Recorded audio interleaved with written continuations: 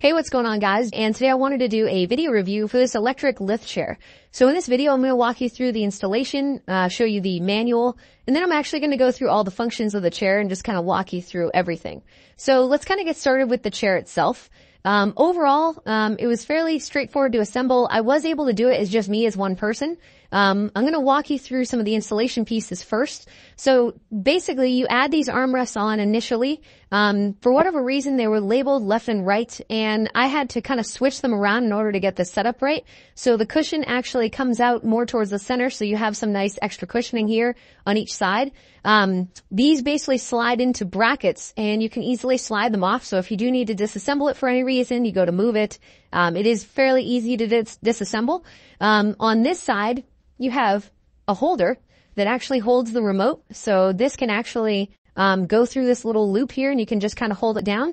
You have a USB port in the center, and then you also have two different modes for reclining as well as lifting the chair up. So I'm going to show kind of the normal mode here for reclining. You just hold the button down, and this will actually raise the bottom portion of the chair, and it goes pretty far back. So you can actually decline this so far that I'm basically about to hit the wall. I'm not even going to go all the way to the max because that's about as all we can do. If I go back the other way, this will start to go down, and then the chair will actually start to move up, and it will completely move forward. So this is really good for elderly. I'm actually setting this up as of right now in an assisted living facility for my mother. That's why I just got this. And I wanted something where she could raise up out of the seat. So you can see how high this has now come off the ground, and I'm still going. So the capability of this, how high it goes, is really awesome.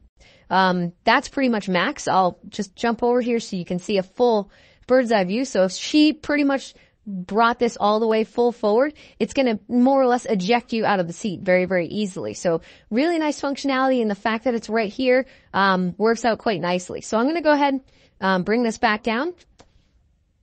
And it really doesn't take all that long. You do have a remote here as well. Most of the connections here in the back were fairly straightforward.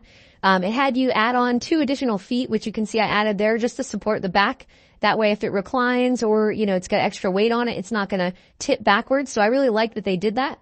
Now, in terms of the remote, you have some functionalities here. You have power, which by default will just turn everything on. You have a heat mode. You have the intensity, so you can change the intensity. It goes between pulse, what it calls press, wave, automatic, and normal. And then you can target specific areas, back, lumbar. You can do like thighs as well as your legs. And then you also have a timer. So if you want to set the timer, you can do 15 minutes, 30 minutes, or even 60 minutes.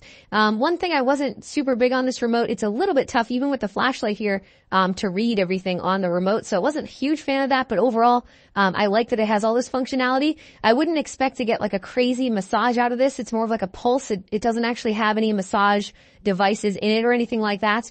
But the heat is a nice added bonus, and the fact that it does have some little massage options is better than just obviously the reclining features. Now on the other side, you do also have a little pocket here. So if you want to put like TV remotes, things like that, you have it.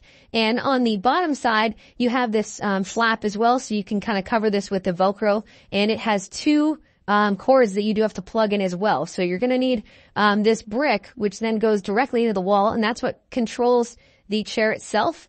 And then the other one is actually for the remote with all the massage and heat functions. So you will need at least a power strip or something, an outlet like this one here nearby. Overall, I think this is a great chair. It looks good. It's very comfortable, and really would be great for like an elderly person that needs that help, getting up out of their seat at night. Anyway, thanks for watching, and hope you found this helpful.